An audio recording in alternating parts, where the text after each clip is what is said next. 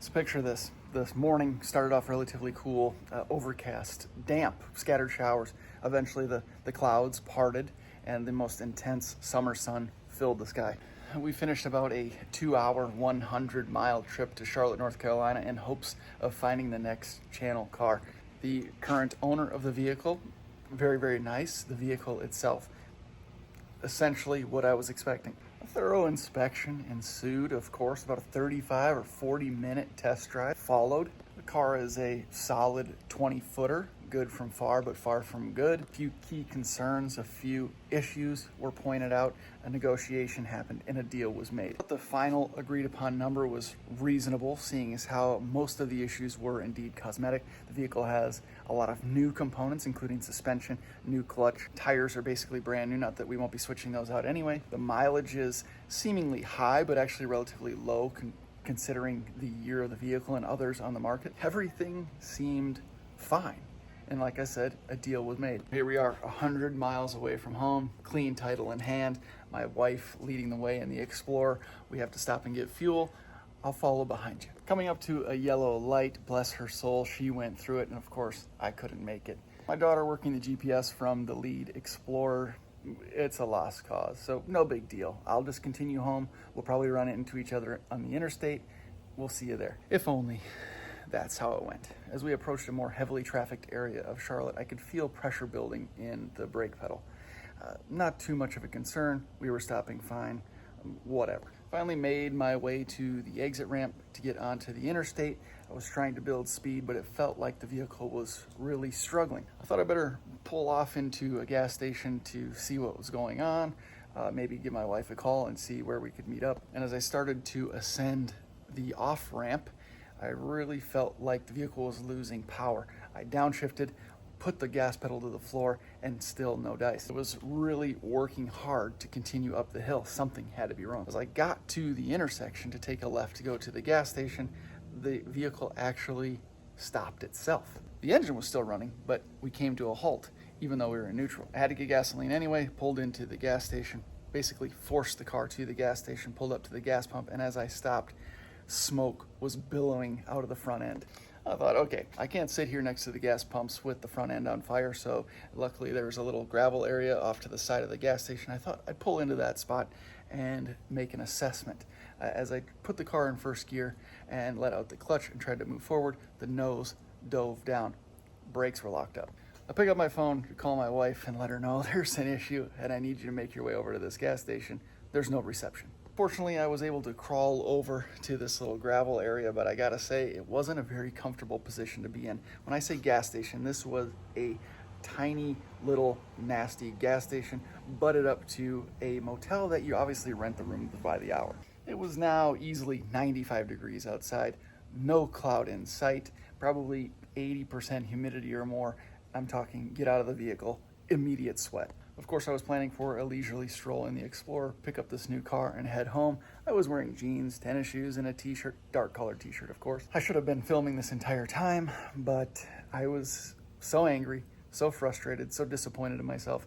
Obviously we couldn't see that this was going to happen. I test drove the vehicle for 40 minutes for crying out loud. I was able to find a little bit of shade and some reception, called my wife, and then immediately called the guy I purchased the vehicle for, and I said, hey man, the brakes just locked up on me going down the interstate. What can you do?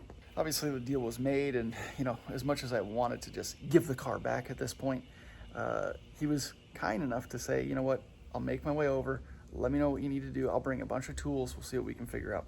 This guy, let me tell you, not handy, not able to do really any wrenching on his own. No worries, brakes were locked up, that's what was overheating. Smoke again billowing just from the brakes being hot. So what, pinched line, bad caliper.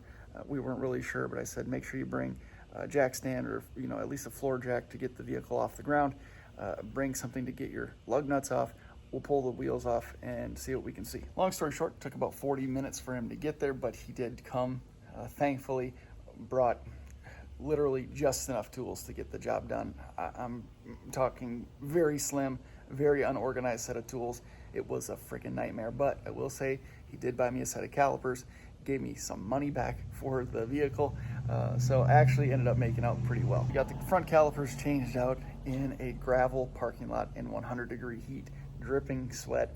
I got brake fluid and brake cleaner all over my jeans. The guy had a bag. They were heading out of town. He had a bag in his car. He gave me a pair of shorts. It worked out. I got the vehicle home and started to take on some projects already.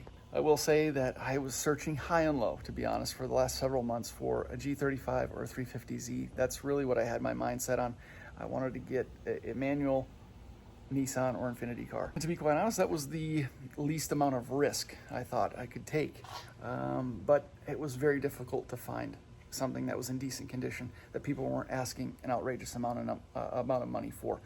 On the other side of that, all of the vehicles that I was interested in that I was seeing listed were many hours away from here. Atlanta or Tennessee or Greensboro. Really, 2 hours was the furthest I wanted to drive, and I just couldn't find a 350Z or a G35 that was reasonably close to me, reasonably priced, or I couldn't make it there in time before it got sold. Just the nature of the market at this point. So I sort of had to shift strategies, and I thought, maybe I can get myself a project vehicle that will bring more people to the channel, maybe that aren't typically viewing my content, my regular content, but it also allow me to hold on to the Q50 a little bit longer.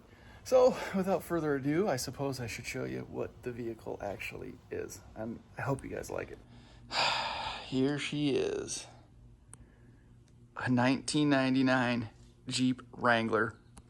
I'm sure very, very different from what you guys were expecting, but the reality of the situation is the vehicles that I actually really wanted to get my hands on just weren't available. I know, Speed Culture Studios, right? What the heck's a Jeep Wrangler doing on Speed Culture Studios? Well, I gotta say, we got an Infiniti Q50 with a 3.7. Nobody's going fast in this house anyway. But, you know, it has the trusty 4-liter inline 6 with the 5-speed manual transmission, 4-wheel drive, obviously, good tires. Paint is good. I gotta say, I don't want to call it a rust bucket, but there is a lot of rust. There's, you know, a good hole in the rocker there, a matching hole on the other rocker. The frame has some surface rust, but we're going to take care of that and get it all cleaned up and painted up. You'll see my brake caliper change video coming shortly. The brakes were in rough shape, but we got all new calipers, getting new rotors. The engine is actually pretty clean. We're just going to do some corrosion elimination. Let me show you. You can see some of the common corrosion there on the intake manifold, but some, you know, scouring pads, it comes right off. So we're going to get this really cleaned up and looking sharp, but it's in pretty good shape. Hardtop, full doors, hardtop's in great shape. Interior is essentially mint. I'll get a little light in here for you. Just in really nice shape. It's got brand new Bilstein shocks and H&R springs, so it doesn't have a lift, but the suspension actually brought it up about an inch. So it really doesn't sit too bad. I think we can easily get 31s. We might run some 33s. I know some people have done 35-inch tires without changing the suspension or, you know, keeping it at factory height. So that's cool. Not a big off-roader, probably maybe we'll find some trails. I'm not sure what I've told you up to this point, but this experience was a freaking nightmare. It could have been worse, obviously, but still a nightmare. We're about 1 mile away from the house finally. This was a 2-hour and 20-minute drive. We got Hurricane Fred coming into the area, so it's been raining on and off. The wipers don't work worth shit. Literally, physically, mentally exhausted. 100 degrees today. Super high humidity. I've sweated out every fluid that I have. I was so excited to get a Wrangler into the garage. Part of the channel, but not like this. Well, the guy literally gave me his shorts. I sweated through my pants, but the worst part was that I was messing with the caliper and it dumped brake fluid all over me, and it was a freaking mess. But I think it'll be a fun vehicle to teach my daughter to drive stick in. We can take the back seat and drive the dogs around, take the dogs to the beach. So it's really going to be a practical vehicle for us this fall and this winter.